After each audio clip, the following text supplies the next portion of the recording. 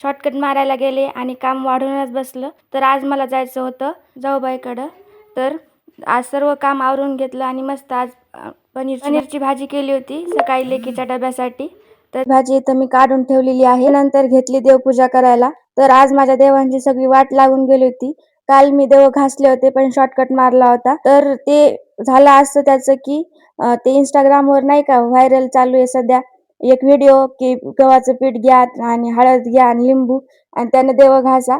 तर त्यानं अजिबात देव घासू नका, पूर्ण देवाची वाट लागून जाते. आणि सर्व देव माझे असे हिरवे पडले होते. शॉर्टकट मारला आणि हे असं काहीतरी होऊन बसलं. त्यानंतर मग घेतले काय देव घासायला.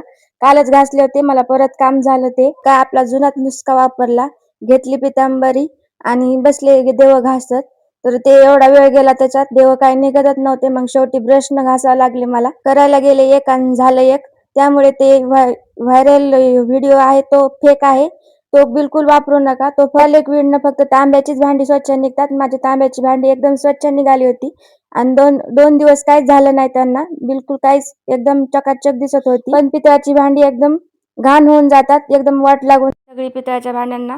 त्या लिंबाच्या यानं रिॲक्शन होते आणि भांडे हिरवे पडतात. तर बघा इथं मी सर्व देव घासून घेतले होते आणि एवढं घासून सुद्धा माझा गणपती काही निघालाच नव्हता. त्यानंतर मग परत एकदा रिपीट घासले आणि नंतर बघा असे काही देव दिसत होते. ती होम रेमेडी मी तुमच्यासोबत शेअर करणार होते, पण म्हटलं आधी आपण वापरून बघावा आणि नंतर मग तुम्हाला सांगावं कसं काय अनुभव आहे त्याचा. पण बिलकुल चांगला अनुभव नव्हता माझा. पूर्ण माझ्या देवांची वाट लागून गेलेली होती इथं. आणि त्यानंतर मग स्वच्छ देवपूजा करून असं काही शेवटी माझं देवघर दिसत होतं. चला तर मग भेटू उद्या, तोपर्यंत बाय.